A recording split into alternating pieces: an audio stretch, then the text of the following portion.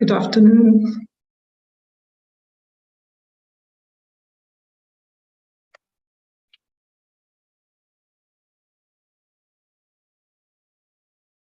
I cannot hear you.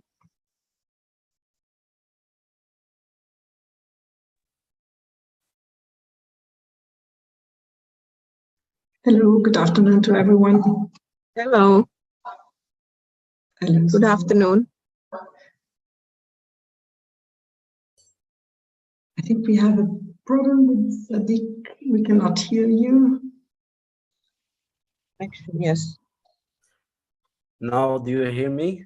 Yes, perfect. Can you hear me now? Yes. Great. Good afternoon. Good afternoon, everybody. Hello. Hello to everyone. So, I don't know if everyone is here, but I know that there is one of our speakers that has to leave us very quickly, so I suggest to start, maybe. Yeah. If you agree. So the idea was that I was presenting very briefly the African Cities Lab. So my name is Chiara Cirimina. I'm project manager at the EPFL, the Swiss Federal Institute of Technology in Lausanne. And I'm in charge of the African Cities Lab initiative for the EPFL.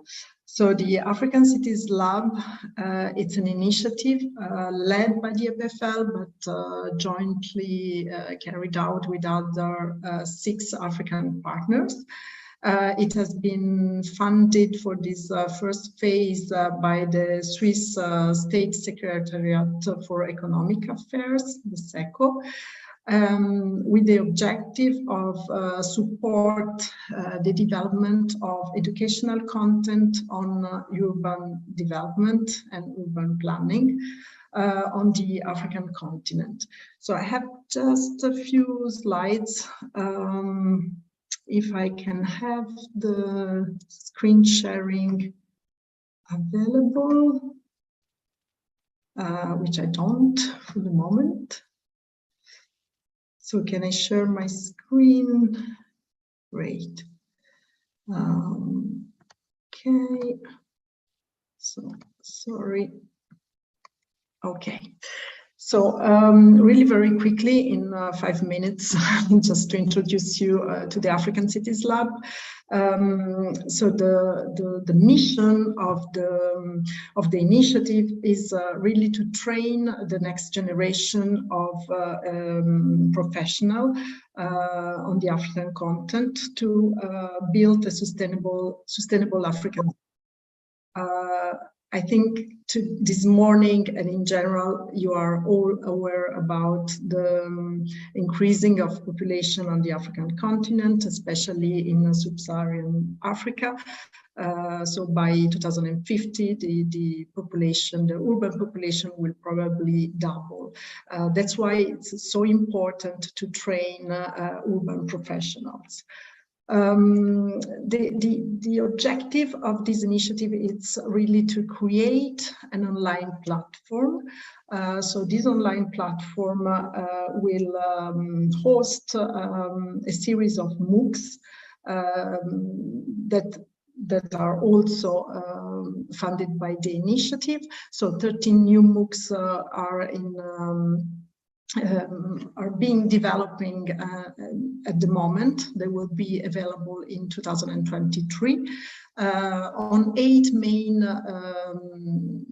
fields, on main focus area that we have thought were the most important for urban planning and urban development. So the idea is really to offer continuing education for the next series of cities in Africa, but also to create a large community, a community of professionals that are concerned about living in a sustainable way in the next generation of African cities. So these are the 8 focus area so for each of these areas there will be at least one MOOC. So a MOOC, it's a massive open online courses. So educational content on urban developing will be available for free on the platform, together with our training and continuing education. So today we are in also the idea also to share information and contents through a series of webinars.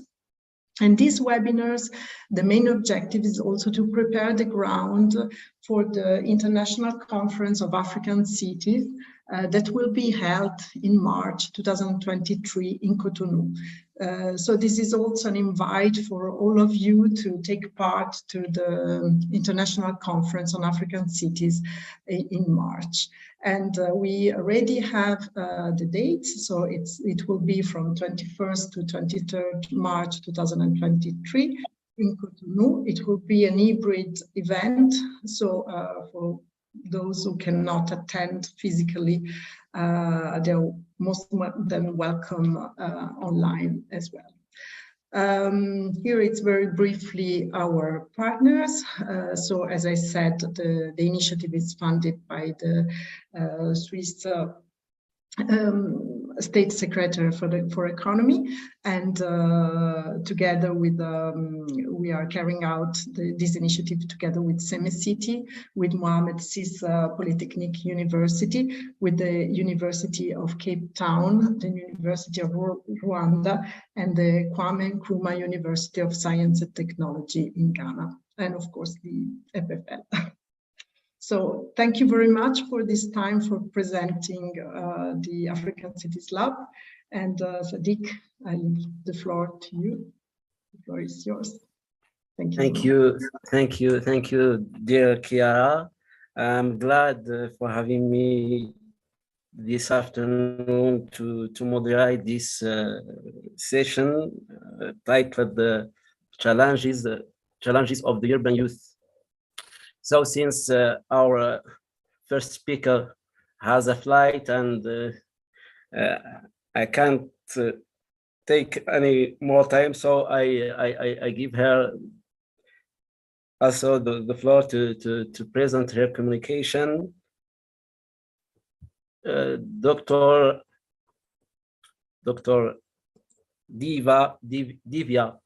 Divya Phana is from University of KwaZulu-Natal, South Africa. Her works focus on sexuality, youth, and violence.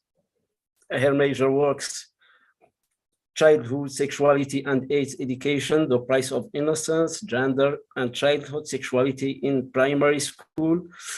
Also, her last book, titled Girls Negotiating Porn in South Africa, Power Play and Sexuality. So you are welcome, dear Diva, and the floor is yours.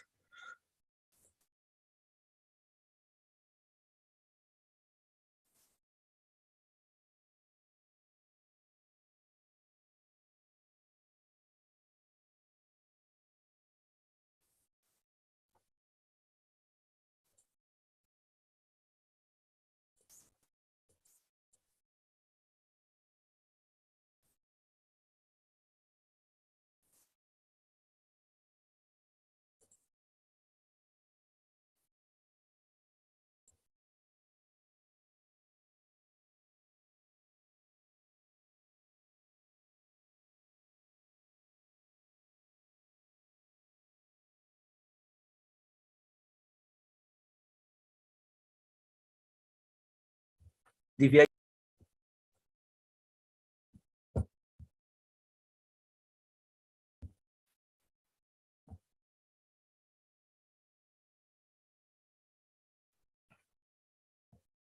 I don't think that Divya joined us yet. I can't see her in the panelist list.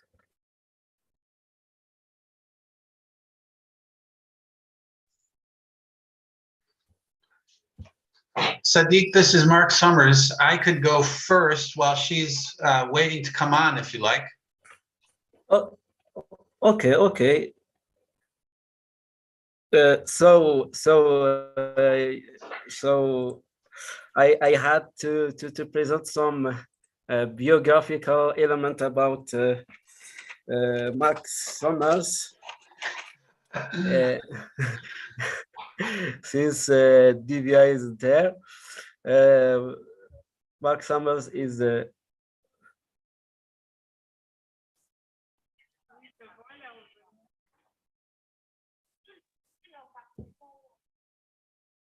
okay. Mark Summers is internationally recognized youth peace building security, CVE and Africa specialist. He has provided strategic and technical advice and expertise in training and conflict negotiation, including as peace builder, designing and assessing program for marginalized youth and coordinating discrete high-level meeting on peace and stabilization. As a diplomat serving as back channel negotiator and peace building strategist, as field researcher and evaluator, where he regularly uncovered vital issues that previously been overlooked or unknown. His trust-based method are detailed violent extremism and civil expert, revealing new insights in a seminar report on youth and CVE, and leading a major research workshop for IGAD in Djibouti as security and risk management analyst, applying expertise on non-state military actors, informal economic sectors, and youth exclusion to pressing challenges. Mark has served also as a senior advisor and officer in the US Department of State. He is a former member of the United Nations Advisory Group of Experts for Progress Study on Youth, Peace and Security, and was a fellow at the Wilson Center, US Institute of Peace, and the Bellagio Center. He taught for many years at the Fletcher School, Tufts University, and has consulted for 20 plus NGOs, 5 UN agencies, 6 policy institutes, and World Bank. Mark is author of 9 books on youth, war, development, education, in emergencies, refugees, and many others. Yeah.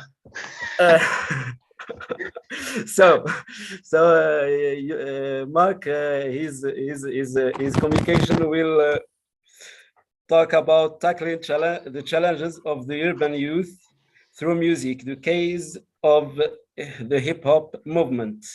So the floor is yours, dear Mark. Okay. Merci, shukran, Sadiq. So thank you, everyone.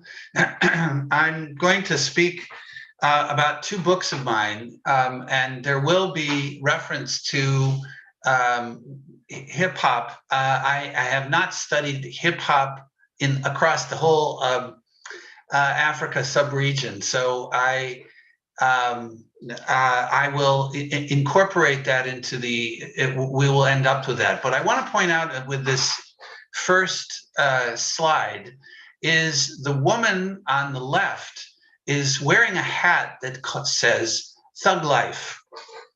And that has to do with Tupac Shakur. That's a direct reference to what he had tattooed on his belly. And we will see that later on. But I wanted to just make reference to that before we start. So let's see here. Are we okay? This way? Okay. So one of the books that I'll be talking about is one that I wrote called The Outcast Majority, War, Development, and Youth in Africa. And the second one is a book that hasn't come out yet. It will come out next year, called We the Young Fighters, Pop Culture, Terror, and War in Sierra Leone. you'll see these are murals from Sierra Leone. One is of Bob Marley and one is of Tupac. And both of those figure very highly in the book and in the story of Sierra Leone and its war and its young people. Before we start, I just wanted to make a reflection based on my own research. It's often not very clear what we mean by gender and youth, and I've actually researched this. What is it? What do we mean by these two words, these two big concepts? And it turns out in many interviews with international development practitioners that gender generally means adult women, and sometimes it includes girls. It almost never refers to the gender of males or men or boys or male youth. At the same time, youth almost always refers to male youth, and female youth don't really exist in either of these categories. That's a big deal because they are half of all youth. We have female youth and we have male youth. And so even in these terms, female youth are being ignored. So we are afraid of male youth in cities generally. And it's female youth who are, so they get the attention, but for a very negative reason in general. Whereas female youth are really ignorable. They can be called young women and then just be considered gender, and they're not that important to focus on. And this is a structural problem that we have, not just in Africa, but throughout the world when we use these words.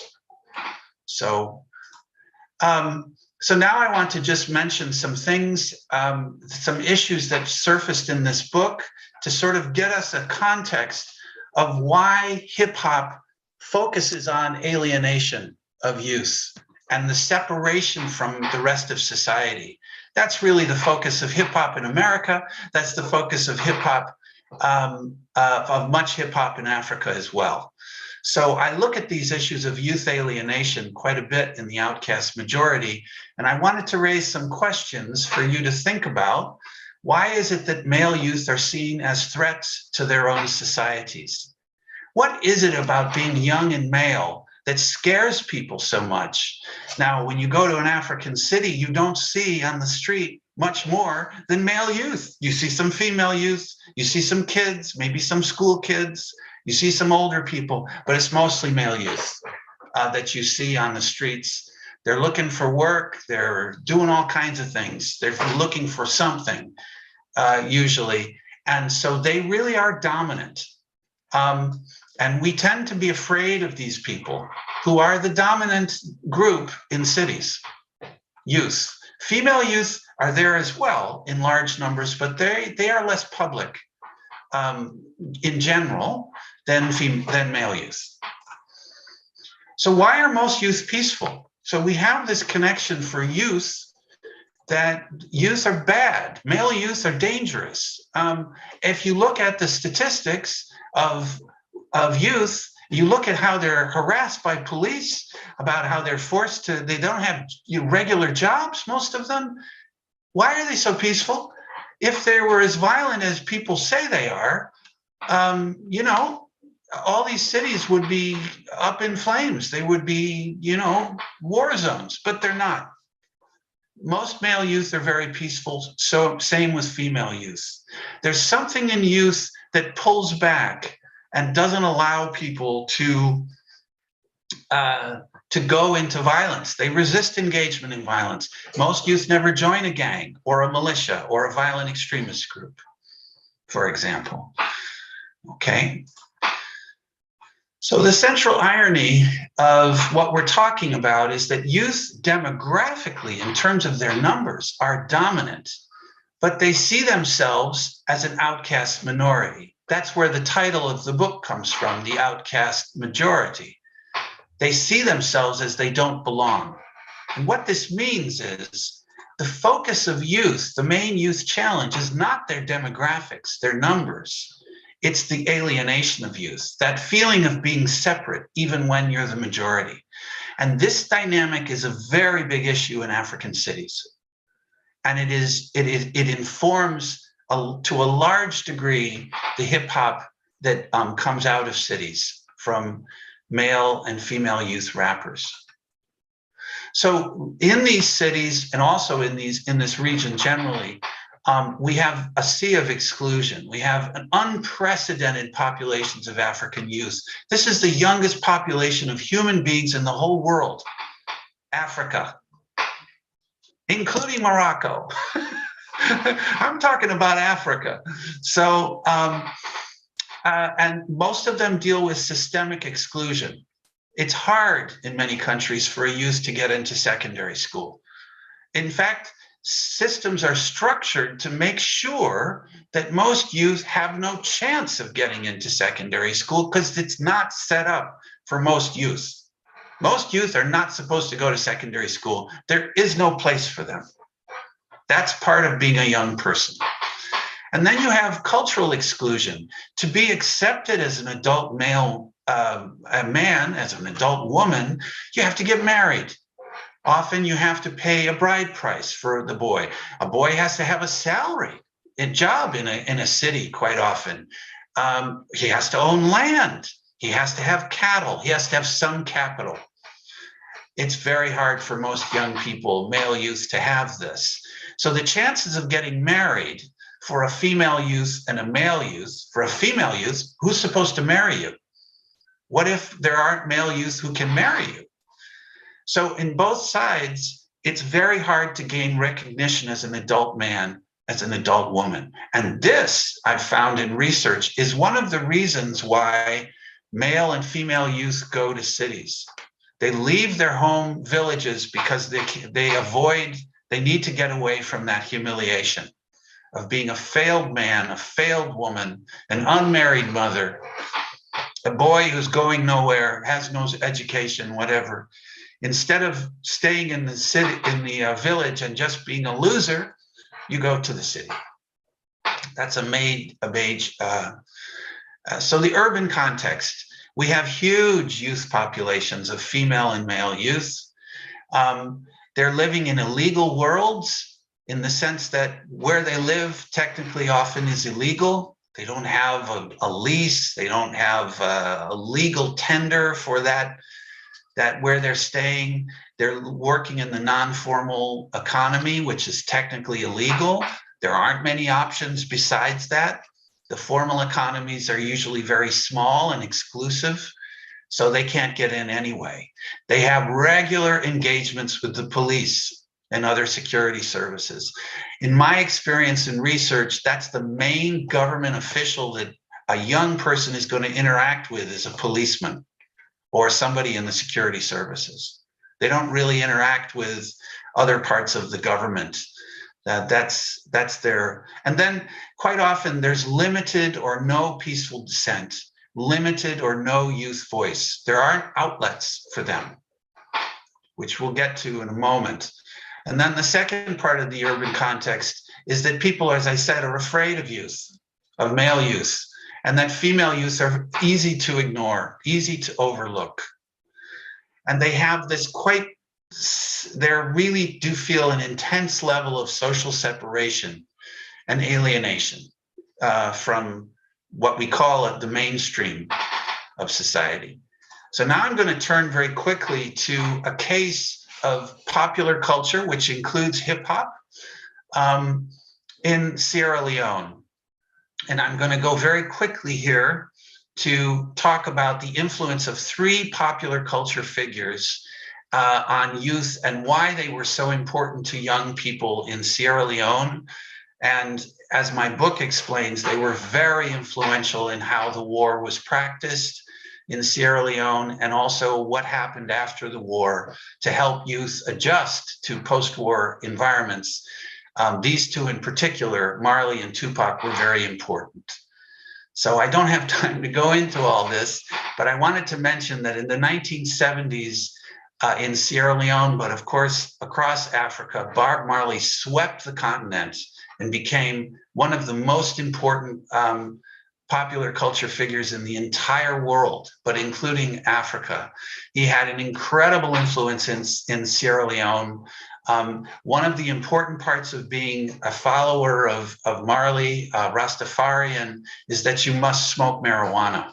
And that when you do that and listen to reggae music, you become conscious. You become aware of the inequalities of why you're being put down, of why you're stuck in your place of humiliation and you can't get out.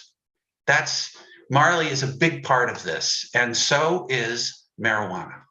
So Marley seemed to know so much about Sierra Leone that he was thought of as a prophet, as someone who knew. How could he know everything about Sierra Leone?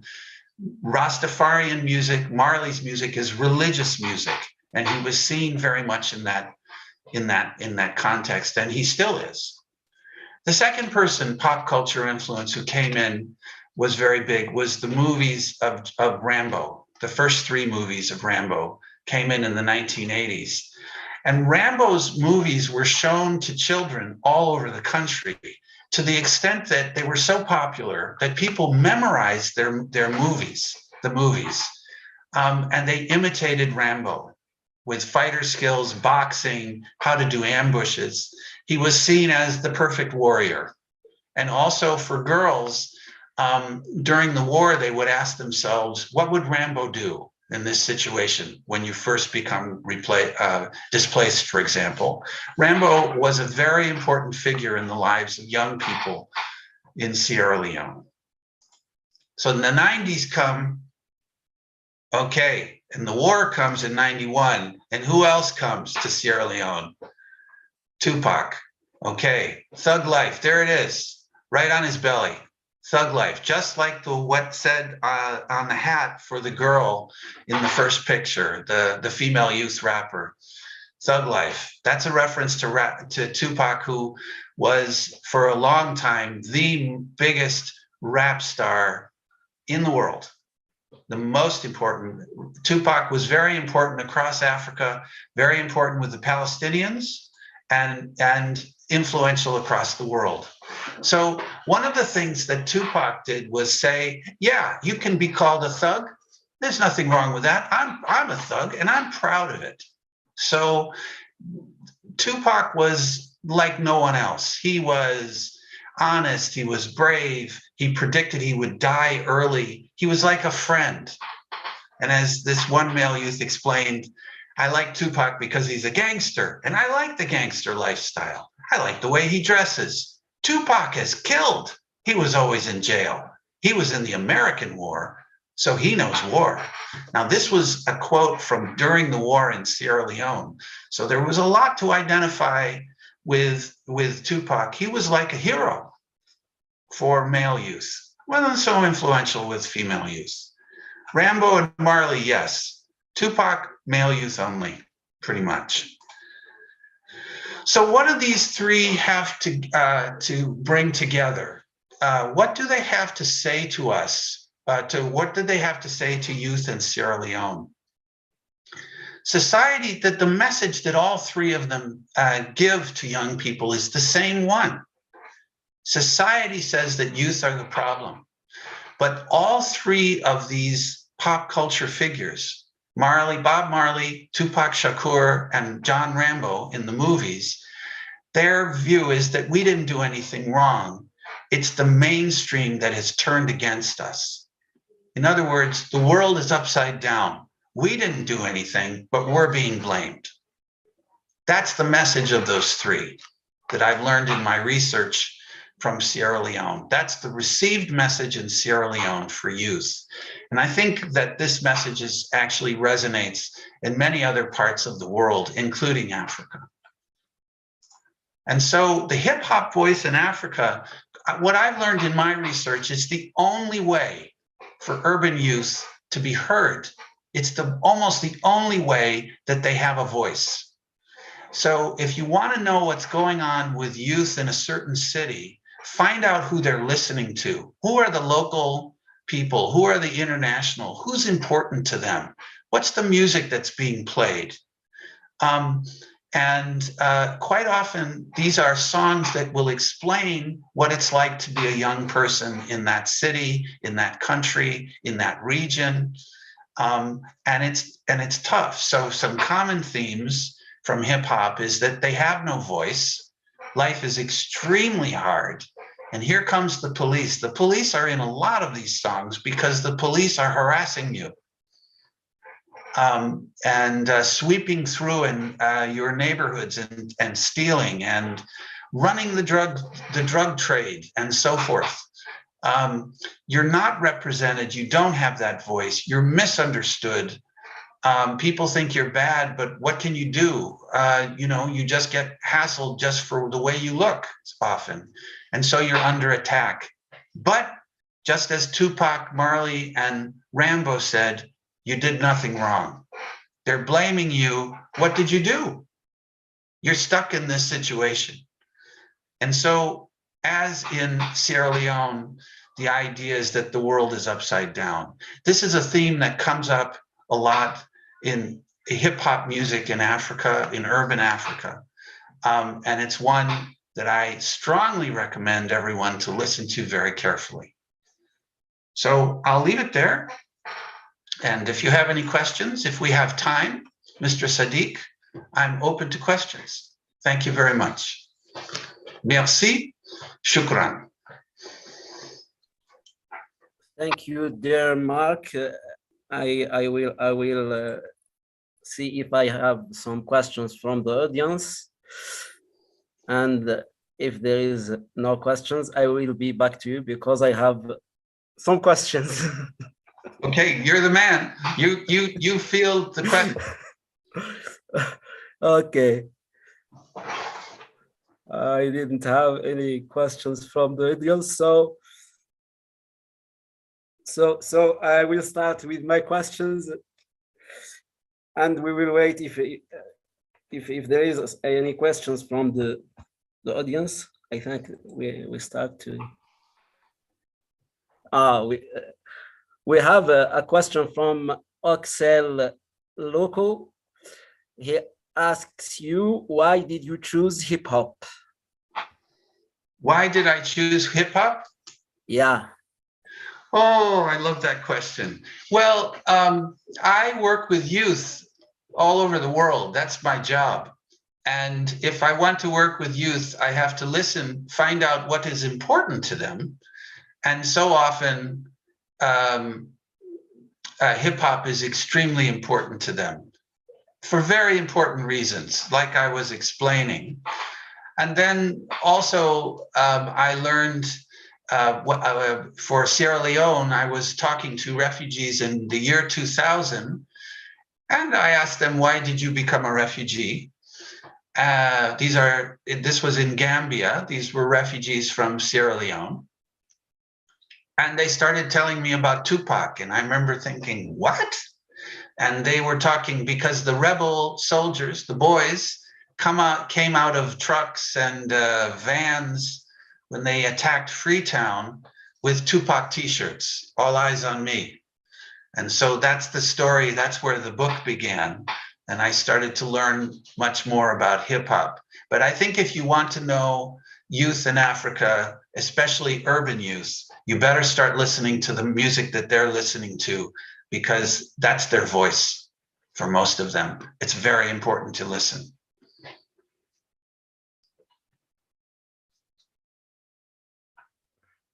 Okay, we have two other questions. Okay. The first question says, what are the influences of African hip hop and Afrobeat nowadays on urban youth? Are the messages still the same? For the second questions comes from Enoch Yitbarek. What do you recommend us for further research gaps in the study of youth? Okay. Yep. Before letting you to answer this question, I will ask you another last question. Comes from the audience. Did you learn or will you learn on the new Nigerian dance music culture? That's all the questions that come from the. Okay. All right. So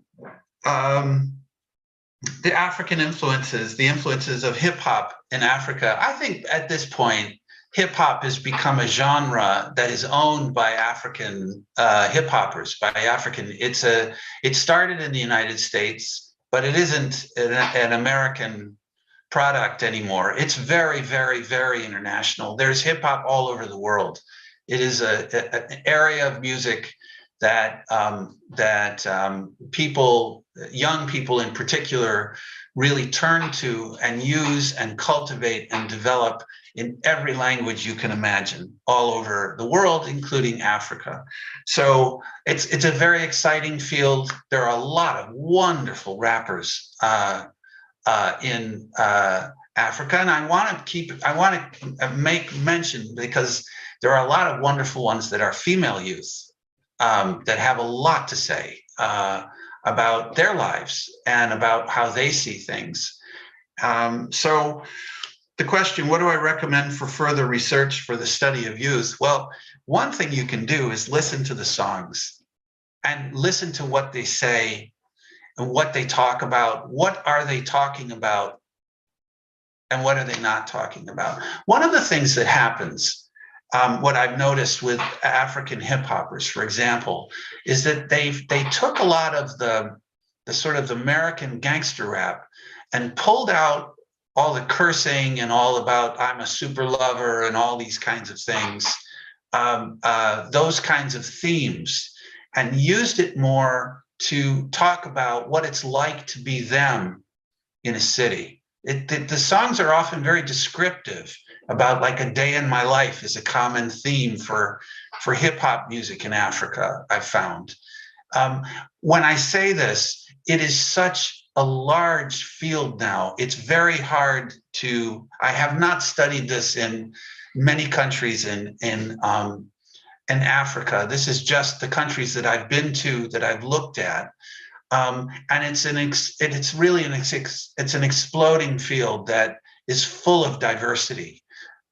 So I can't really represent it, but in my experience and my research, the themes that come out of African hip hop are very important if we want to understand youth, particularly urban youth, particularly urban male youth, because most of the singers are still male. So the last question has to do with Nigerian music. I'm well behind. So I have a lot of work to do on keeping up with Nigerian music, no question. So thank you. Thank you, dear Mark. Indeed, if I will try to summarize the main point of your communication. Your communication talked about your two books. The first one is The Outcast Majority, and the second one is Why the Young Fight, or We the young fighters. yeah. When you are presenting your communication, those two books raise for me to many questions. I will try to ask you some questions. When you are talking about the first one, you are talking that the hip hop has a link with alienation. We know that this concept covers many situations. So this alienation is a sort of advocacy from hip hop youngs to participate or to have access to power. Also, when we are talking about the idols' influence, such as Bob Marley, Rambo, etc., in your second book, that's raised two questions for me. Mm-hmm. What is the roles of those idols in normalization with deviance? Because you give us the example of Tupac as a rule transgressor, if we are allowed to say that. Also, what is the role of those idols in permitting those young or youth to be heard, to be visible in the public space? Mhm. Okay, is that two questions or one? Those are both your questions? Yeah. Okay. Those are my Okay. questions. All right, so thank you very much, Sadiq. Knowing that we're short on time, I will be brief. But the role of these idols in the normalization of deviance, I want us to step back and imagine what it's like to be a young person walking down the street in Freetown. If you look at the literature on youth in Sierra Leone or the war in Sierra Leone, you will see that people call them a lot of names. One of them is thug, lumpens, misfits, bad boys, terrible names. They're called these just as soon as you see them. People are calling them names, and so it's hard to be one of these boys. And so I think the normalization of deviance, step back for a minute, right? One of the criticisms of youth in Freetown that I heard was they're selling drugs, those boys. Indeed, many are selling drugs. I found this in Bujumbura, in Burundi. I found it in Kigali, in Rwanda, Nairobi, Juba, Dar es Salaam, a lot of places. So why are they selling drugs? Okay, for us, from the outside, we might think this is a bad thing. These are bad boys. They're selling drugs. Okay. In Freetown, it was explained, you need to sell drugs because the police control the drug trade. And if you sell drugs, they won't give you any problem. So from their perspective, is it deviant to sell drugs, or is it a good, practical way to stay out of trouble and make a little money? So, we often look at them as bad, and then we forget to look at the police who are dominating a lot of illegal trade, a lot of illegal activity in cities. And I think it's important to try to see how the world looks from the perspective of these young people in our cities, because it's the majority of people in African cities, by far. So what are they thinking? What does it look like from their perspective? Living a life as an outsider, as a young person. It's a tough life, and that gets to your second question. The role of youth is to be heard. This is hard to do. Most leaders in Africa are old and male, and they don't like these kids because the kids have questions. Have you given me a job? I voted for you. What do you have for me? Anything? School? Education? Do you have education for me? Do you have a job for me? Where am I supposed to live? Nothing. You've given me nothing. You're just corrupt. This is what you hear. And so there's a big tension between the youth majority in cities and the politicians. It's another way of seeing how separate and difficult life is for most youth in cities. And that's why listening to their voice through hip hop is so important. Thank you, Demak. All eyes on me.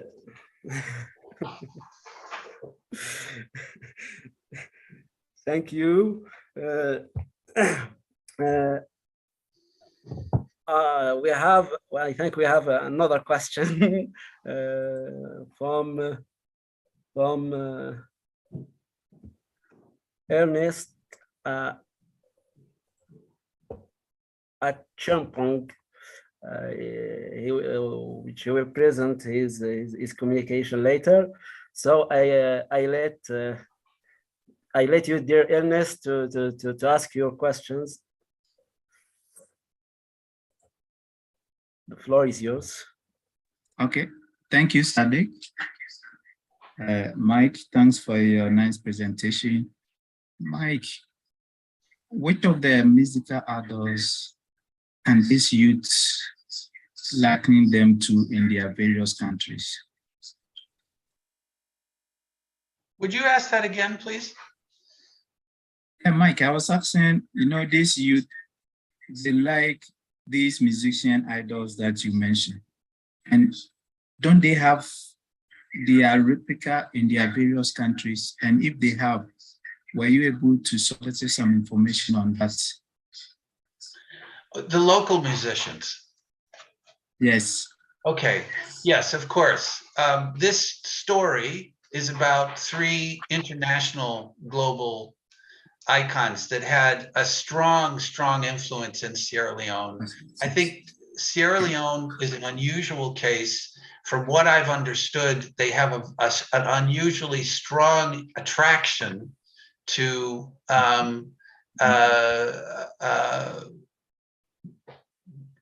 let's say the Atlantic culture. That's what I've been told, and certainly particularly those who are Black, like Tupac and Marley.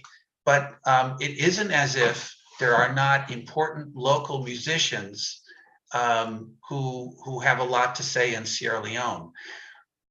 What I want to say, though, is when Marley was there, and even when Tupac was there at the beginning in the 90s, there was such strong control by the government that you could not have a local musician talking about politics, talking in any way.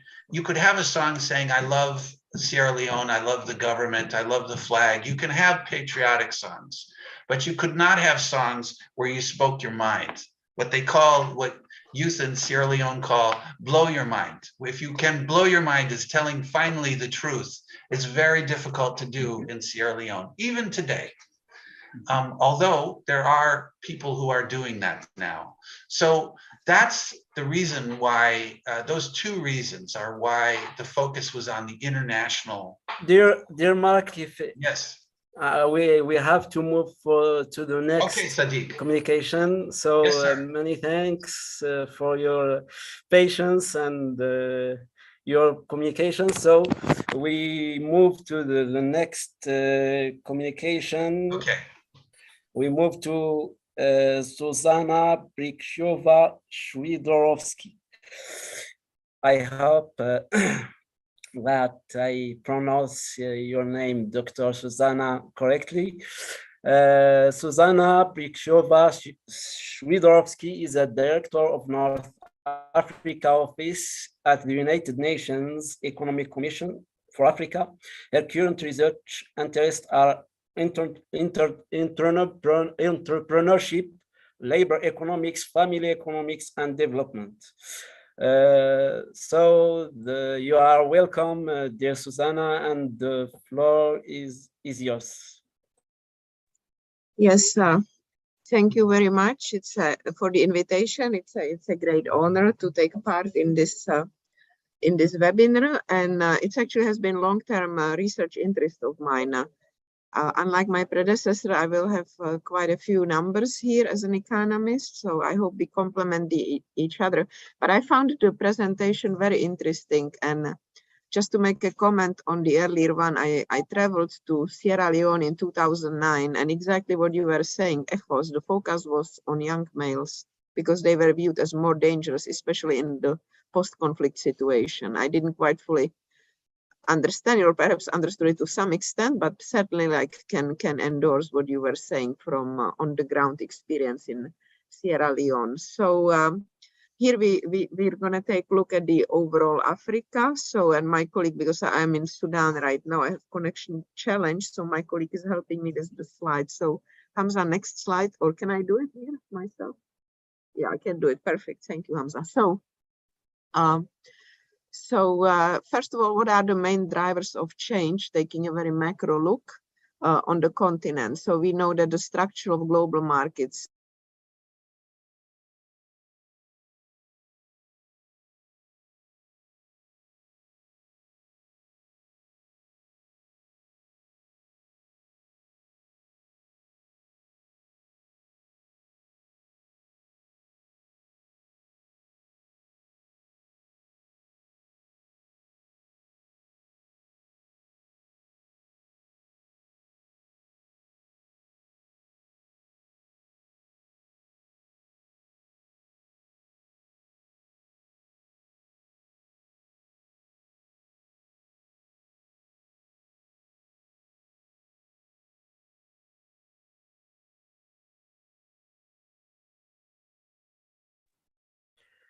I think Yes, apologies. Yes, so if I can carry on. So I was looking at some mega trends. I don't know, Gracolet, if you went through them, but perhaps the most important is actually the demographic changes, urbanization that we are trying to cover here. For our youth, also digitalization and climate change. And all these offer opportunities. They will create new jobs, new type of jobs that need technology, innovativeness, climate change, digitalization. And we also have the new opportunities generated by CFTA. So yes, it's still a question whether the use will create demographic dividend or whether it will be a demographic burden. But certainly here we see, maybe next slide. Can you move the slide, please? I think yes.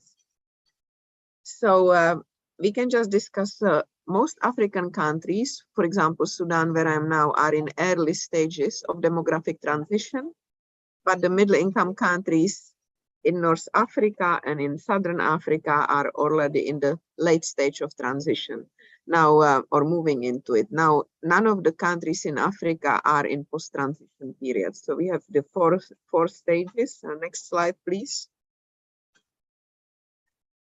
And here we can see them. So we see in the pre-transition and post-transition, which is, the phases number 1 and 4, we don't have much, population growth. It's pretty stable, but it's in the early stages and later stages of transition where the population grows very rapidly and in fact creates therefore useful population and rising working force. And we can see it in the next slide.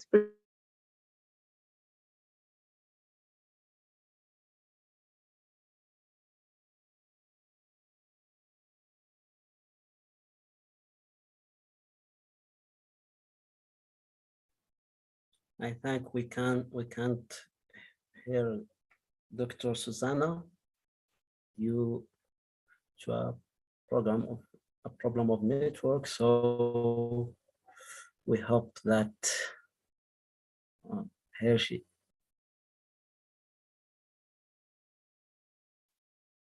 Dr. Susanna.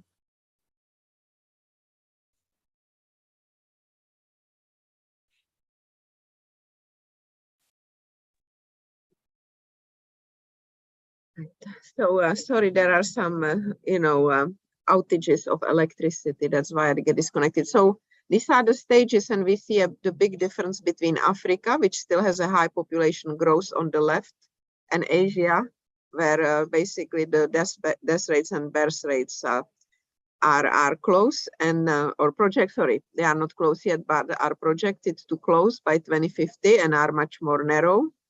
And of course, immigration also plays an important role in the population changes. So next slide, please. And here we see, this is an interesting graph for Europe. So Europe is already either stagnating or shrinking.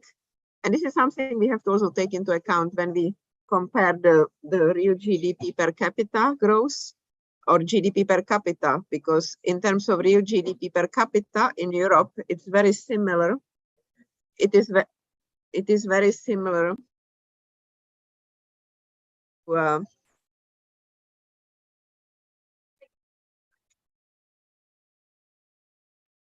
it is very similar to actual GDP growth. So as you see, there is no country where population would fall with or without migration. And there are only very few countries where population is still growing with or without migration, meaning population growing on its own. And that is France, Ireland, Britain, Norway. And then we have the other categories where the population falls even with migration or when migration is taken into account. And that's the new EU members, especially Czech Republic being one of them. Now we can compare it with Africa. Next slide, please. So here, this is an interesting graph. Now I'm sitting in North Africa. I'm working from Rabat. Currently I'm in Sudan, which is also North Africa. And what's very interesting, the yellow line is the Southern Africa, and you see continued increase. But Northern Africa is like there is a slowdown, but then there is a second stage. And we are exactly at the period where the North African countries have another period of rising working age population. So second chance of demographic transition. So it is our hope that this will be seized this time and used better than before. Next slide, please. And here is the share of the youth, which is young people, as a proportion of working age population. And this is relevant for us because we are focusing on youth here. We should know this is a very narrow definition of youth, because as the presentation before explained very clearly, it is difficult for young people in Africa to become adults, to kind of become recognized adults. So actually African Union has the definition of youth as 15 to 35, exactly for the reasons that were mentioned, that no one wants to be a failure, so they leave their village and go to the city. Woman, not to show she didn't get married or is a single mother, and men not to show that they are without a job, and there in the city they see again new livelihood. Next slide, please. So here is very interesting. So it looks very dramatic, and it is very dramatic, the youth unemployment for Southern Africa. But when we look at the global average, in fact, Africa's unemployment, youth unemployment, is below the world unemployment. So it's about 12%, and that's not as high, as the kind of the regions here, Northern Africa around 30% and Southern Africa around 50 or more percent. When we look at underutilization, which means people who don't work full time, even though they wish they would, people who would like to get job but got discouraged and are not searching anymore, or those that are searching but de facto cannot work right now because actually they have other commitments. So then the African underutilization of youth becomes at par with the global one. Next slide, please. And here is the youth unemployment by area. So we kind of saw it there that, for Southern Africa, it's very high and rising. For Northern Africa, it's very high, but not as high as Southern Africa, but it remains roughly constant over the last 5 years or so. But what's important in North Africa, that their unemployment is really bigger problem of young people, which means the youth relative to adult unemployment is very high. In Southern Africa, it's actually everyone's unemployed. So even the total unemployment is very high. So next slide, please. And then here we can see the youth urban unemployment in Africa by gender. And perhaps not surprisingly, we see that actually in North Africa, it's almost double. Now, when we move to adulthood of women, we will not see it so much as unemployment anymore. The women most likely are withdrawn from the labor force, because we know in North Africa, the female labor force participation is among the lowest in the world. Next slide, please. So here, evolution of urban population. This is just to show that urbanization is with us. It is a mega trend. We cannot stop it. It's something that we have to adapt to. Now, this picture provides actually simplistic view, because it also depends to what size of cities are young people moving or people moving. Perhaps it used to be the largest cities. This may have changed to mid-sized cities in some countries, and in some areas there may be reverse migration. But as an aggregate picture, this is the trend, and this is why this seminar is so important and interesting. Next slide, please.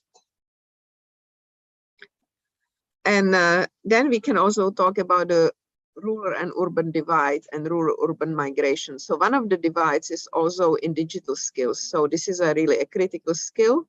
And we know there is a major divide between rural and urban areas. Also, poverty rates are significantly higher in a number of countries in rural areas. And this is what is driving the migration.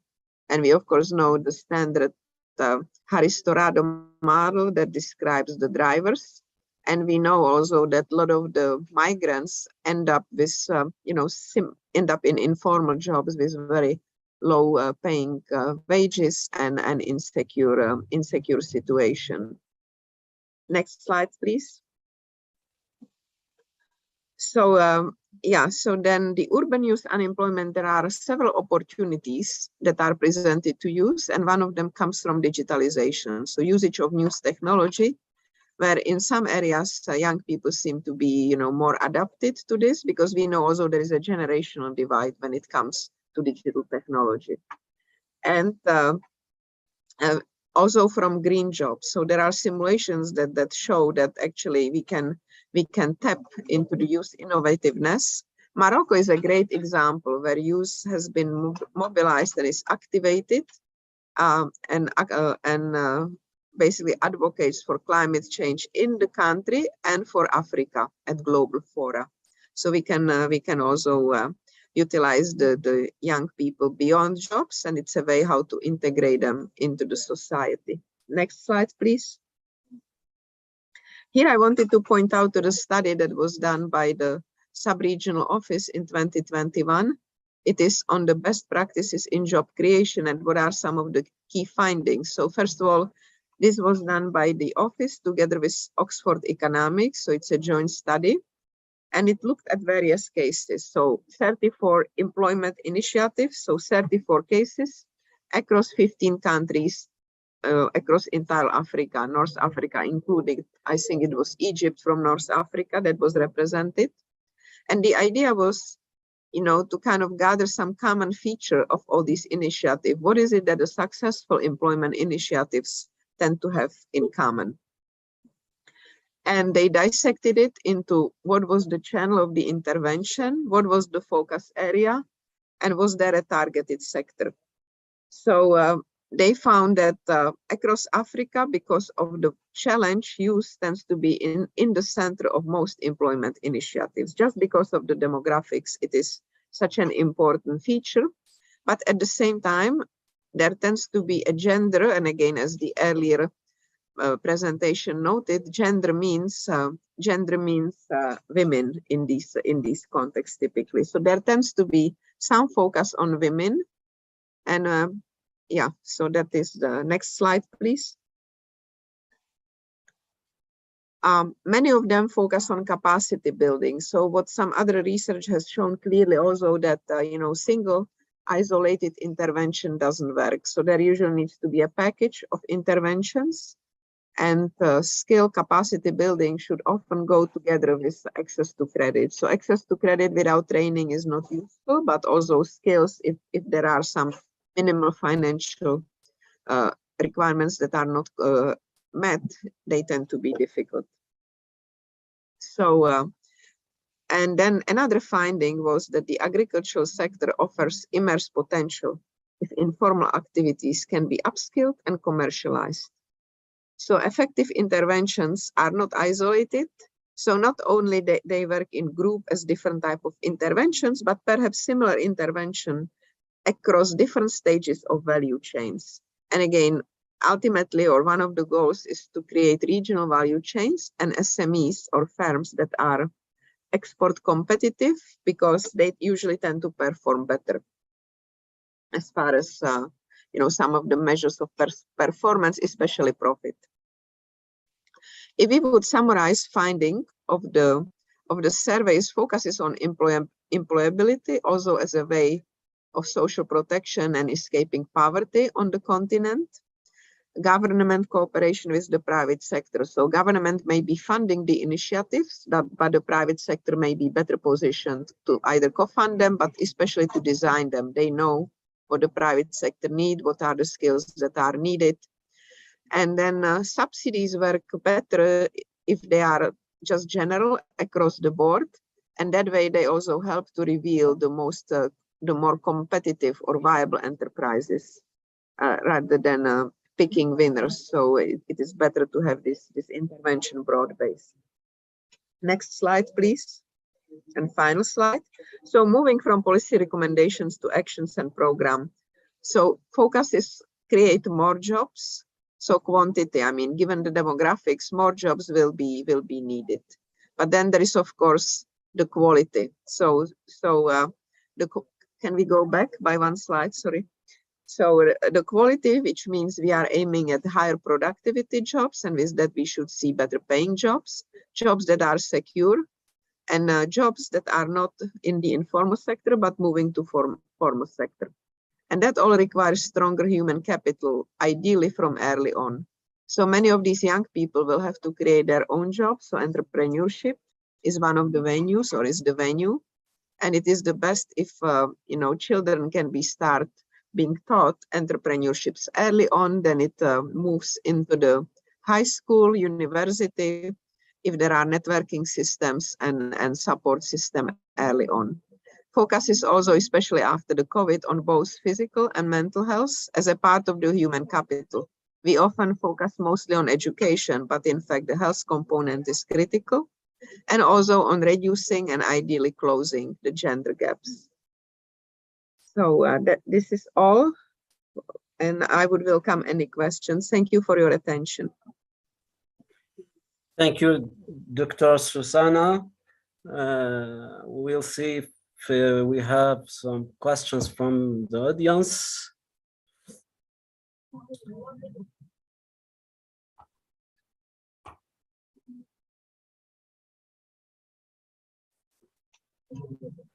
Actually, we don't have from the audience a question, but during your presentation, some questions raised, such as the question of gender gap in terms of unemployment. What is the impact of this gender gap on African countries, and especially on the transition of African cities to more intelligent and more resilient cities? Yes. Also, so yes, I mean, sorry. Okay, go ahead. No, so of course we have a gender gap in employment and also in labor force participation, but this is actually common all over the world. And Africa, as we know, is not a country. There is a major diversity across countries. So let me speak a little bit more about the North Africa. Here, it's really a major challenge. So North Africa is the region with by far the lowest female labor force participation on the continent. And beyond that, also, I think labor force participation is about 20%. And beyond that, also probably globally. There are also, there are various reasons behind that. Women don't have, also entrepreneurial rate is relatively low. I mean, women don't have necessarily the same access. This is again true all over the world to finance and to some assets, skills, networks, etc. So these barriers women face all over the world. But what we find actually in North Africa, that one good venue through which women seem to participate more than through any other is the family-owned businesses. And then again, if we look at the structure of employment in North Africa, 90+% of employment comes from micro, small, and medium enterprises. In our region, good 80% of these enterprises actually are family firms. So if we look at it this way, and then we define, female enterprise as a woman is one of the co-owners, we find that the rates are significantly higher than in non-family owned enterprises. So there is one policy recommendation, for example, support for these type of enterprises. Yeah, I have also a second question linked.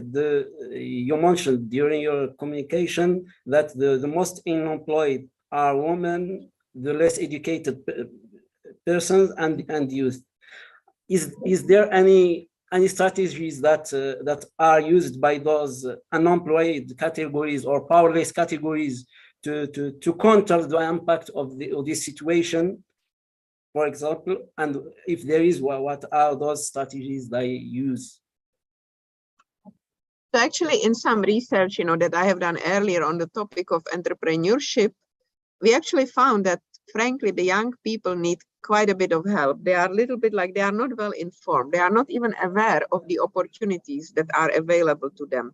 They are not very well networked. I mean, I would like to know from participants, how many of you know Youth Business Association? So women are much better networked than young people. So one policy recommendations, I would say one strategy that the youth should adopt is to kind of network better and form a group and support each other. Of course, easier said than done. And this would also transfer into political representation. We know that youth is very underrepresented in political institutions in Africa, and therefore their interest may not be adequately reflected. Then another finding from that study was that, yes, there is quite a bit of support, or relatively more support, when people are opening business, but not after. And in fact, the support needs to continue. So the young person may get help with writing a business proposal. They may get a loan, but perhaps already by returning home, you know, there will be peer pressure, family pressure, and the loan may not even go to intended objective. But if they use the loan as intended, they simply may not have the skills. So continued mentoring is very important. But to answer very briefly, I think the strategy to a large extent needs to still come from both private sector to support young people and from public sector. And some of the initiatives in South Africa are a good example where really private sector also worked together with the government and supported youth employment. Indeed, you mentioned the importance of networks in order to palliate this issue. If we look, for example, I take for example the data available about North Africa, and I don't know about the other African countries, but the question of trust, it impacts the success of all organizations and all networks that permit to palliate to this problem. So is there any recommendations or any strategies to overcome this issue? Yes, so I think trust, but also self-confidence, you know, belief in own abilities, and perhaps, so I would call it soft skills, and I think women can do more work in those areas. So it probably transfers when they are applying for credit. But going back to networks, you know, from some research we did on this topic actually in Southern Africa, the finding was that women have much less diverse networks than men. And their networks tend to be surrounded by close friends and family, and less so, you know, networks formed by professionals. And that naturally limits their access, for example, to finance or information. So when funding their enterprises, women tend to rely more either on informal sources or on family sources and friends of funding. So we also find, you know, that startup capital of women enterprises is lower now, partly because they go to different sectors, but this is of course kind of circular argument because they may go to different sectors than men because of the lack of capital. So it's a self-reinforcing issue. So networking and forming, being part of professional organizations and creating ties beyond friends and family where you know, this may be relatively more comfortable, but you know, this seems to pay off in terms of business performance. Okay, we have some questions from the audience. We have a question from Ralph Frimpong. He asks, what is your definition of youth in terms of age categories? And we have another question. What kind of competitiveness are we expected to implement?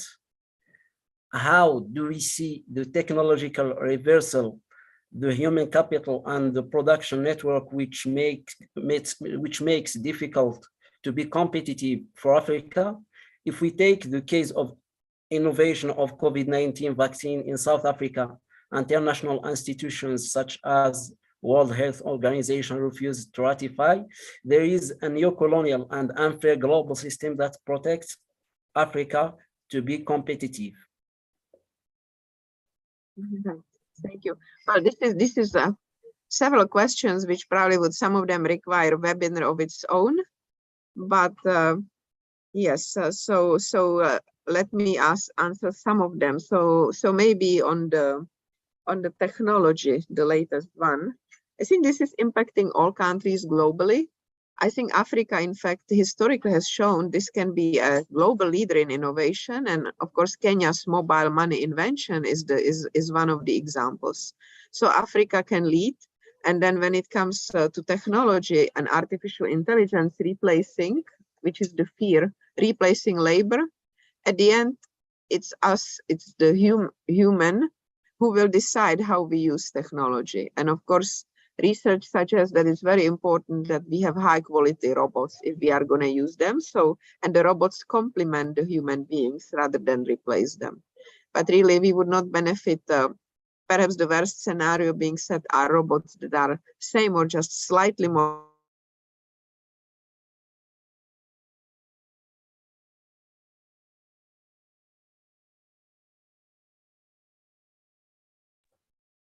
I think there is a network problem with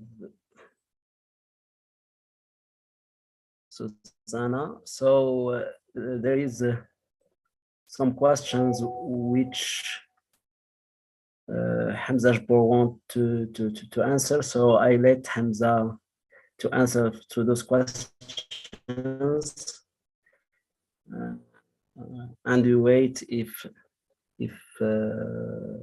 Dr. Susanna can reach us back. No, sorry. So maybe if I can, I'm back. If I can then maybe conclude with this, topical issue. I think one key bottleneck for many enterprises, and we have done research on it when I was in the African Development Bank, is the lack of electricity. And it shows in the World Bank Enterprise Survey. So access to reliable energy will be an important driver of competitiveness and innovation. It facilitates internet, etc. So maybe on that note, I hope I have answered at least partial the question. And then maybe last comment, yes, this global inequality, that's in some sense a separate issue. And Africa needs to have united voice and basically raise its interest in global economic fora, because the COVID illustrated major areas. So this is still issue that is with us and needs to be addressed. Thank you, Dr. Susanna. It was very interesting communication. So I let Hamza Jabor, you want to answer some questions. So Hamza, the floor is yours. You can answer some questions if you want.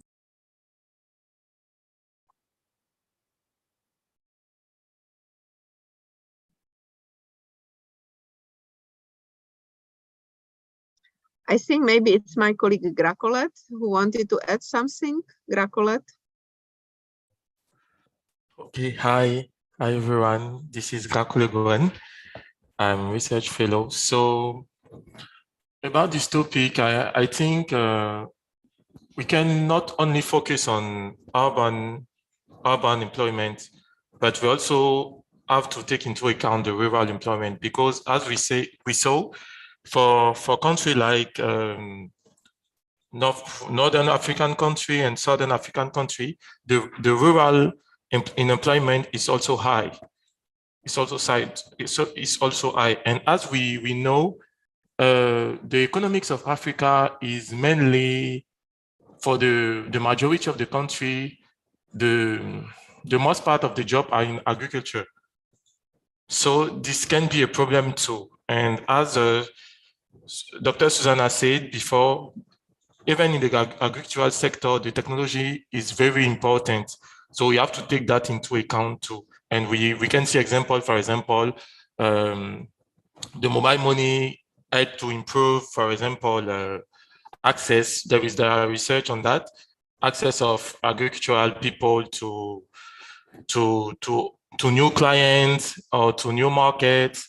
So this is very important to take into account. We have to not focus on on urban, but we have to focus on rural. And if we are dealing with the problem of unemployment in rural, so we can maybe reduce the problem in urban. Thank you. Yes, thank you, Greg. Maybe I can add to it. Yeah, this is really actually excellent point. Maybe the one nuance is that in rural areas, it's often underemployment. It's not open unemployment that we see, but nevertheless, the youth is underutilized. And especially now with the food crisis, it brings us again back to kind of sustainable agriculture production.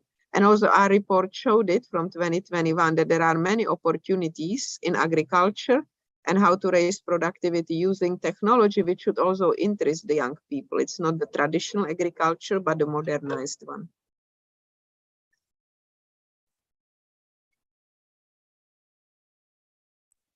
Thank you, Susanna. Again, now we move to the last communication titled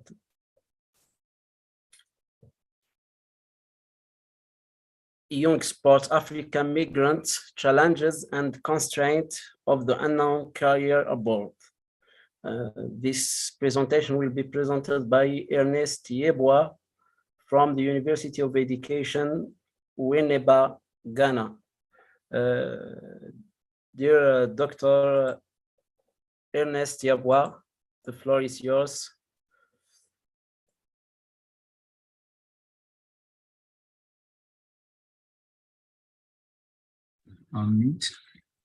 Thank you, Sadek, for the introduction, and thank you for the organizers, and thank you for this opportunity as well. I would like to share a small slide.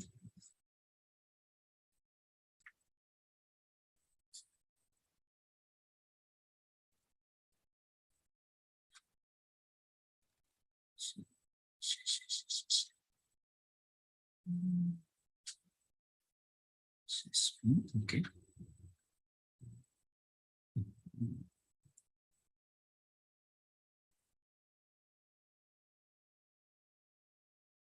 Okay. Yeah, I hope it's clear. Sadek? Yes, Okay, thank you. It is clear. Yeah, okay. Good. Go ahead. So to begin, I think you've introduced, and so far I've been listening to other speakers. I realized that no one have connected whatever the youth is doing to sports, and there's a lot that the youth are also attracted when it comes to in terms of sports. So I'm looking at it from the perspective of how these youth are trying, everybody is trying to look at the global north as the ground that they can always succeed. So to begin with, I will talk about a few background, the rationale, and I will present some results, and then maybe quickly talk about some of the methodology. But the most important thing is I would like to present the results, recommendations, and conclusions. And back in Africa, if you could see the picture, you realize that this is what the young boys or the young guys within the communities, they like to do, as football. And from here, they transition, and some of them become stars, like the picture that you've seen. You see a bit Billy, Eto, and the rest, and they've passed through this useful level before getting to this. However, we need to also find out what is driving them, and that is what the background focus on. About there are studies already that have talked about the reason behind this African youth for them to move to the global North Leagues. And purposely, some of the studies reveal that, one, they talk about the potential, economic potential that is driving them, then the socioeconomic opportunities that this game also bring to them. And then they talk about some of the things that our continent, especially that's the Africa, we're not able to provide them, aside few African countries, especially those in the north, that's they're trying to have a sort of a professionalism, but in general, on the African continent, there's lack of professionalism and opportunities that these youth can also use to also develop So I further look at the African youth, some of the problems that they face when migrating to play professional outside, and due to lack of information as well as the knowledge and understanding of the host country. So they tend not to bother about this. And these are things that, for me, I term as the unknown, because most of the African players, the youth that moves, they know nothing about maybe having information about wherever they are going. They are only interested, or they are desperate only to play. So the objective I set for myself was to look at how to create a supportive mechanism for migrant African youth athletes, so that when they go, they can be able to adapt as well as cope with the unknown that they will be confronting with whilst playing their career. So various literature were studied, and a lot has been written about this.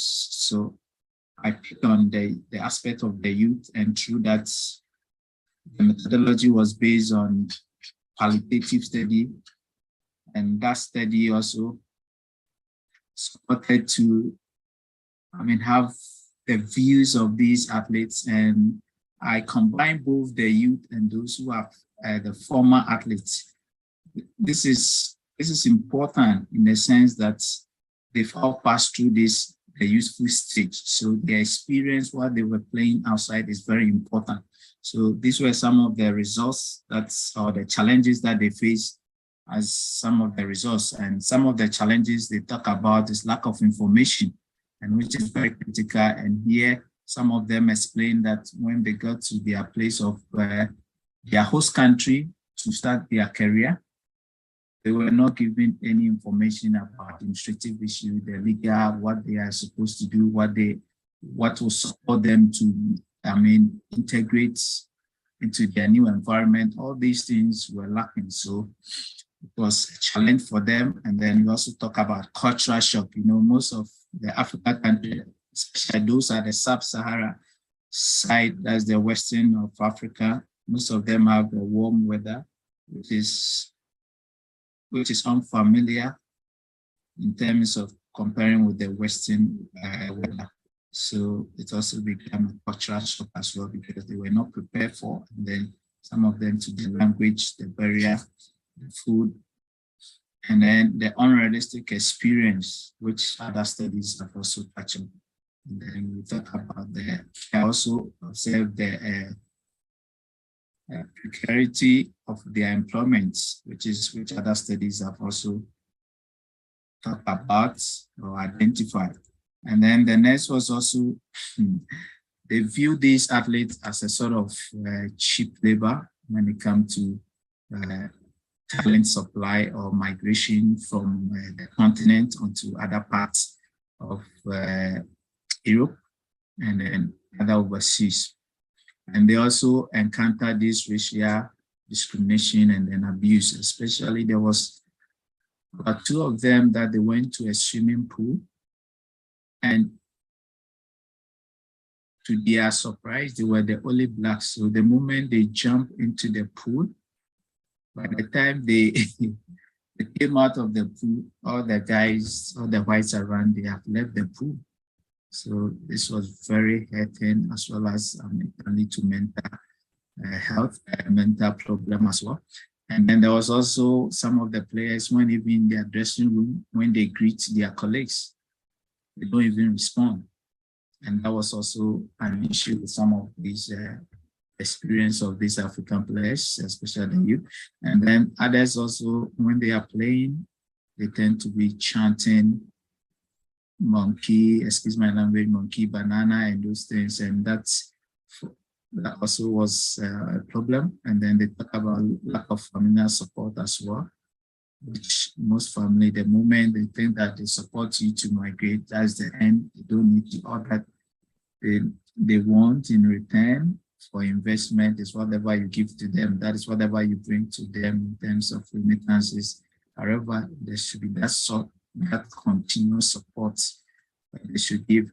And then also, they also complain. And then I also realized that their low level of education also play a role, some of their challenges because some of them signed contract that they could not even understand. And a typical example is me, Adatilamte, who signed a contract. He was exploited for over 5 years because the contract that he signed, he did not understand, and he only signed just because he wanted to play professional football. And at the end, he ended up, he always became a pauper, but thanks to the intervention of his own means of acquiring a professional teacher, he was able to learn the language and became successful professionally at the end. And then some also don't anticipate that there will be injuries. Here's the case, they go and then they get the injuries, then they are just, they cannot control, and that affects them. That's also a challenge. And then when there's change in management as well as technical staff, it also tends to affect their playing time. And these are some of the challenges. And for us to be able to help for the ones who will be going, or the aspirants or the upcoming ones, they need to have themselves with some of these things to, because of the unknown, they need to add themselves with some of the constraints. Yeah, they also have to, because some of the constraints also look at lack of opportunities that's among their playmates.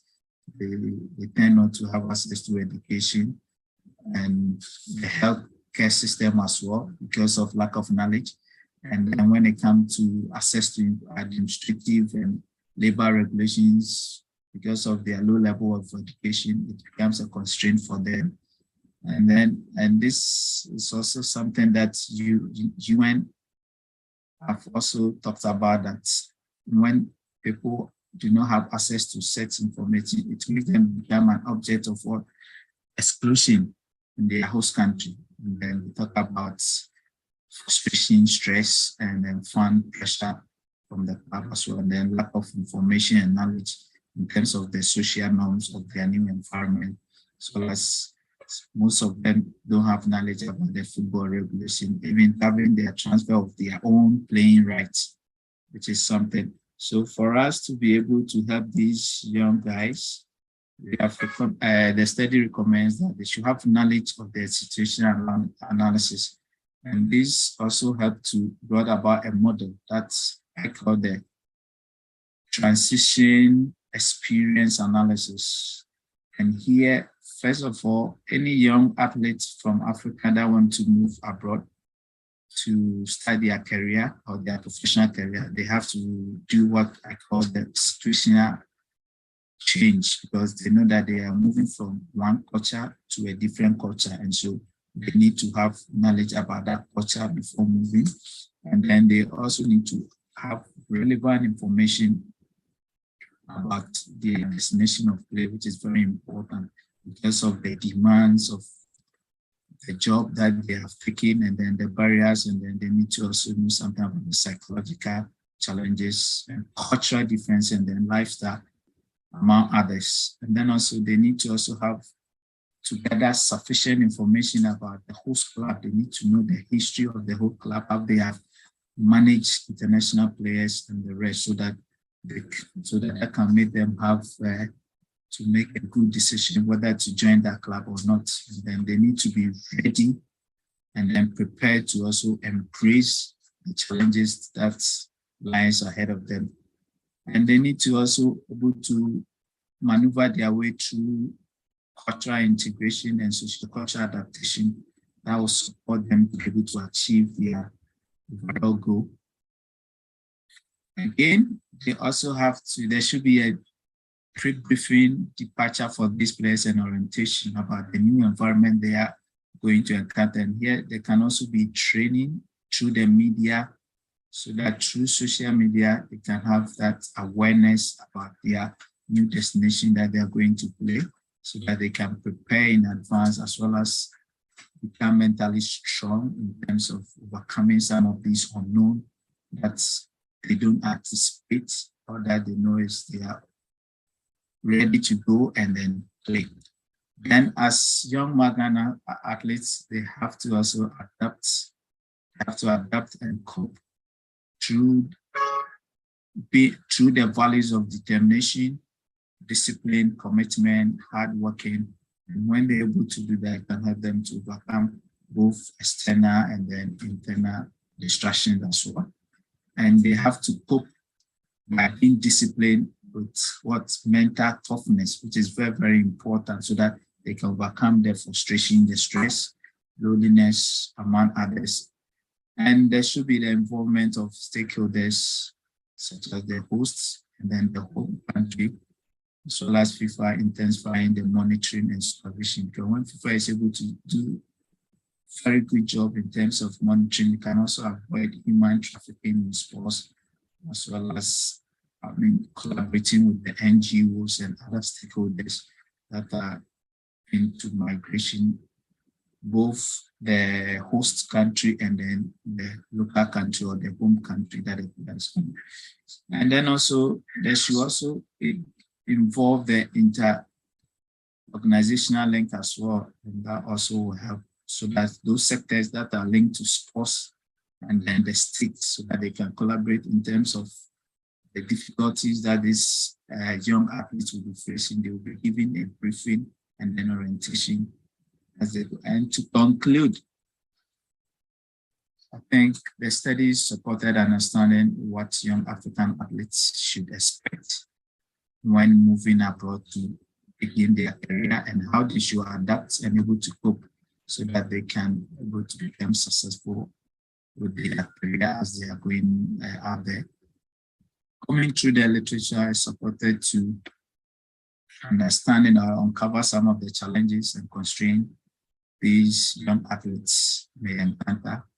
And this led to the development of the transition experience analysis model that was developed from the work.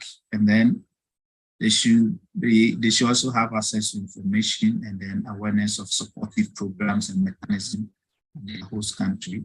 Especially, they also have language difficulties, so they can be enrolled on private classes for them to learn the various languages, so that can help them to also able to integrate very well with the team as well as into the society. And the professional clubs that are hiring and then sending, and then the intermediaries, the scouts, agents, club officials, all these, they should commit to preparing and then supporting their settlement, the talent or the African player, the young talent, their settlement to their new environment. Again, professional club also has a responsibility to also minimize and try to eradicate racial abuse through regular education of their fans, supporters, and then the community. And this multi-stakeholder collaboration and cooperation is very significant or important in dealing with some of these issues. And there should be a proactive approach in terms of coming from the grassroots level to the various clubs and then the national association. And this will ensure that policy interventions are aimed at improving the situation of the situation that these talents tend to face. And then some participants refused to be interviewed due to personal reasons or fear of exposing their issues, as reported in the study of law. And then the information from the study can also help shape the patterns of sports labor migration for African migrants and to make it less stressful. Thank you. Thank you, dear Ernest Yabwa. We will see if we have some questions from the audience.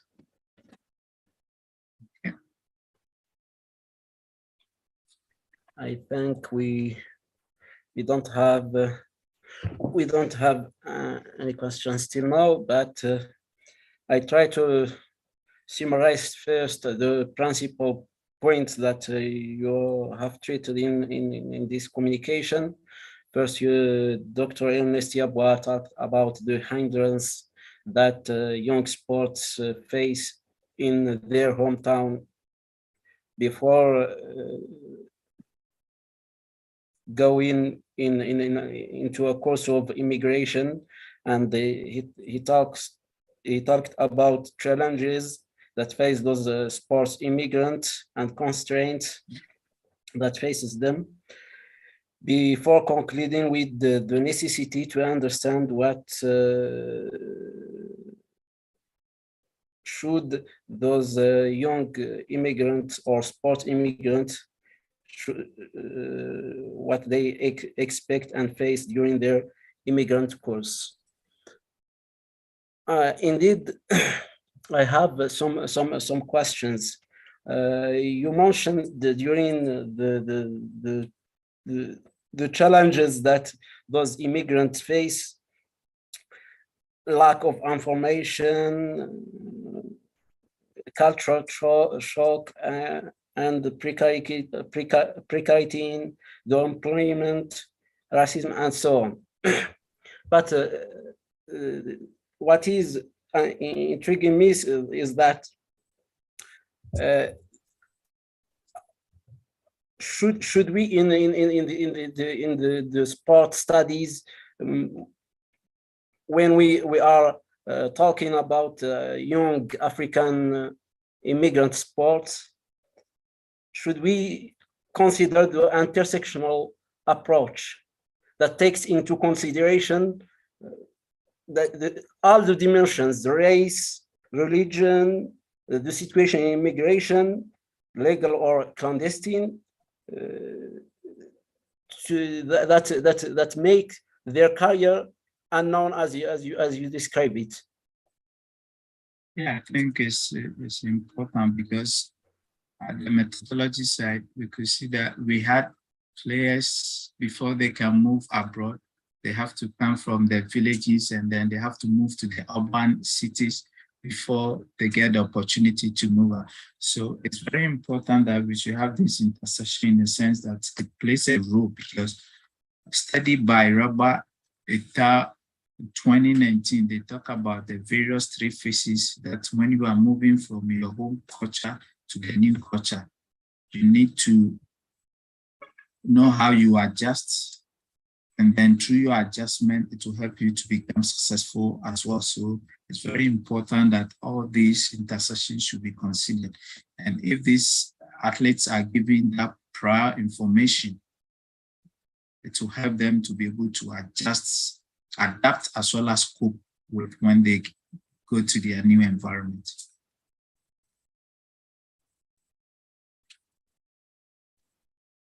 Yeah. So you mentioned a lot of constraints that faces those athletes. What is about the discourse debate, especially in Western countries, about immigration? We know that the discourse about citizenship, we know that the right leaders, when they talk about immigrants, are so harsh about them. If we are allowed to say that, they talk about immigrants as threat. They consider immigrants as threat. So when we are talking about left or right political leader, each party gives a narrow or a broad meaning to citizenship. How this discourse can impact those athletes and their career? Yeah, I think from the background, you could see that those things were some of the difficulties or some of the challenges that other studies have talked about, that these are part of the precursors that force our athletes or most of the best talent to move and naturalize for other countries. So for me, I think the politicians, they are part of the stakeholders. So I think most of the African politicians haven't seen the need to improve on the sporting facilities, as well as seeing sports as an avenue that can create jobs for the majority of the youth, as well as employment for most of the people, and it can also help with the GDP of the country. Because in France, 2018, a study was conducted and they realized that sports had 1.8% annually to their GDP. And that means that the sports also has a part to play. But on the part of African government, they fail to realize this. So there's a need for them as stakeholders of these, as stakeholders in sports. They have to do their job, trying to ensure that the proper resources are invested into sports so that it brings the equivalent benefits in terms of GDP of the country, as well as fringe job for the youth.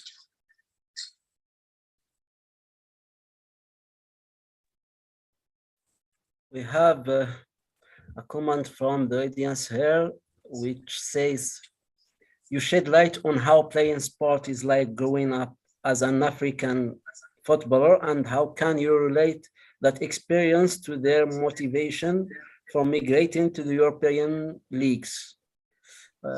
This is a question from Larf Frimpong. No, the first word, I did not hear that.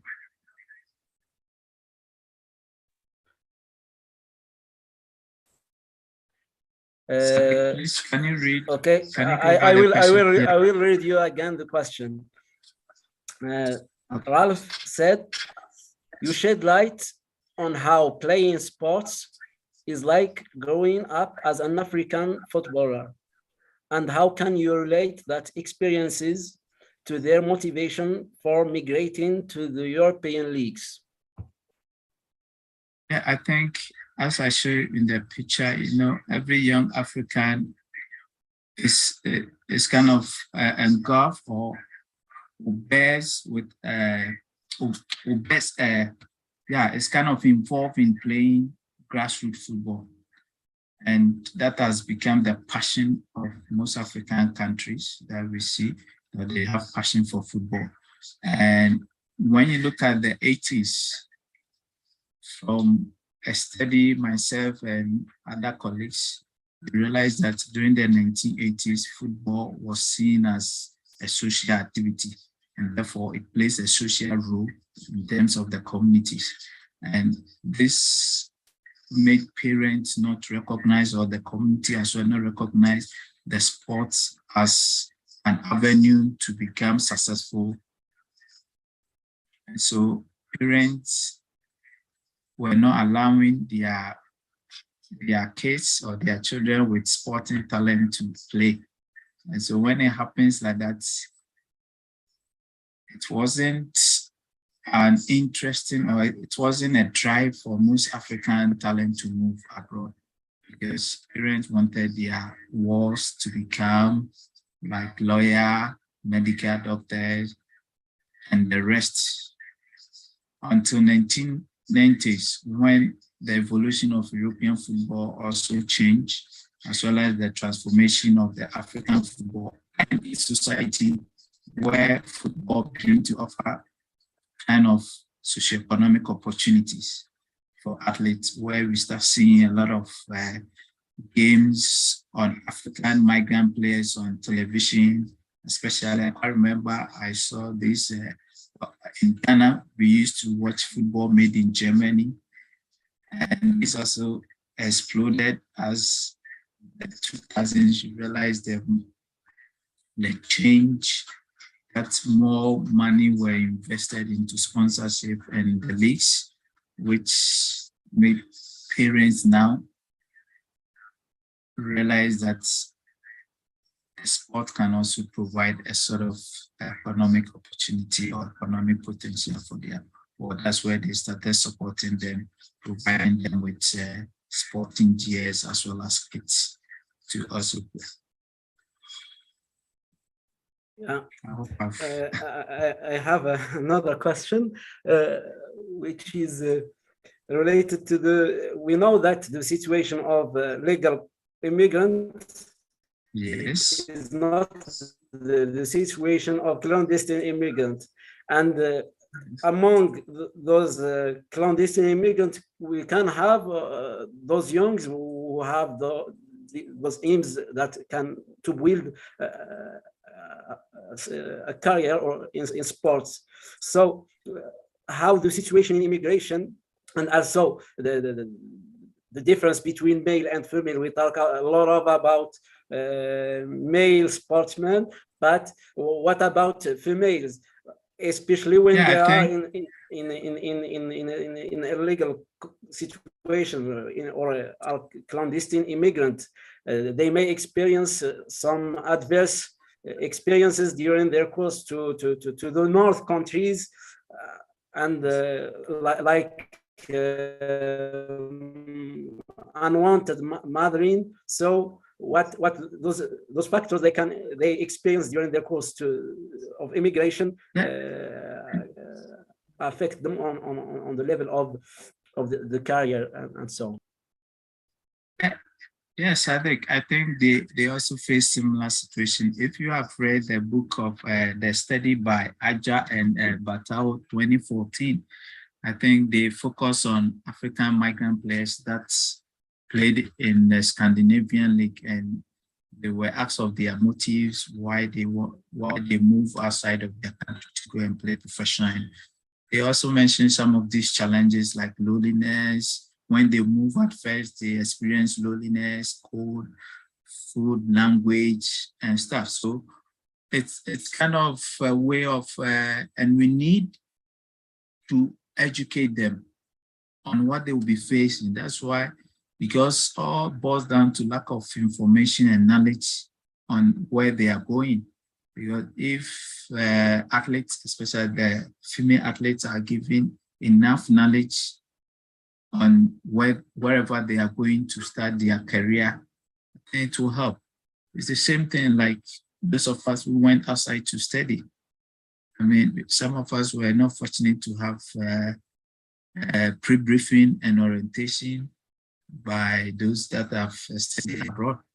But sorry to interrupt you, dear Yabwa, but we have a question from the audience which said, I would like to contribute on how injuries can pose a challenge as African footballers migrate abroad. Yeah, it's true. When injury occurs, for instance, about 5 of the interviewers spoke about that when they had injury, and unfortunately for them, there were new coaches came on board, plus their management. And so when that happened and they recovered, they were not given playing time, and that resulted in a kind of mental stress for them, and they have to look for alternatives to be able to survive in Europe. And so that also played a role. And there was also one instance that when a Nigerian player got injured and he was never used for almost 4 months. He was always sitting on the bench until such a time that the team was heading towards relegation. And then the coach realized that he needs to bring him. So he brought him on for 15 minutes. And truly, he proved to the coach. He scored twice for the team to win, and then they escape relegation. So it plays a role. And if players are aware that wherever they are, as they are going to their new environment, they should expect some of these things so that already they have been told. So when they go, they will know that it's part of their job. And so when they get injured, they know that they will come back. And when they are coming back, mentally, they should be strong. Thank you, dear Ernest Yabwa. Now I let dear El Bashir Diop to close this session. So, dear Bashir, the floor is yours. Well, thank you, Sadiq. Actually, I just wanted to thank our speakers for their valuable contributions. So during the morning session, we discussed issues related to urban youth identity and the participation in democratization and development. During the afternoon session, we covered issues related to challenges of the urban youth. And I hope that the issues raised here will help both researchers and practitioners better grasp the issues of the urban youth, and also help some of our colleagues develop new research perspective in urban development. I would also announce that this new webinar is the second of a series of 4 webinars towards our international conference on African cities in 2023. So I would like to ask you to prepare your contributions as the call for papers will be announced very soon. So our next webinar will be on the topic of green cities, how the natural environment can help combat climate change in Africa. So please follow our different social media platforms, as we will be announcing the next Save the Date very soon. So thank you all, and I hope you all learned something very useful during this webinar. And thank you, Al-Bashir, for organizing all this, and also the team in Morocco. I would like also to thank Sadiq Darai for the moderation, and all the participants for listening to these webinars, as well as the speakers. Thank you for your time. Thank you all. And as Bashir just said, we will wait for your participation in the next webinar that will be held in November. So watch our social media, and you will find some news on that.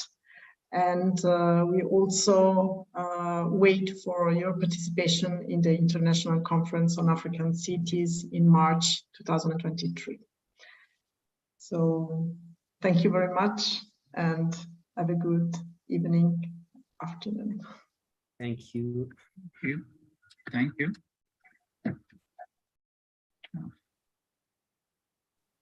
Thank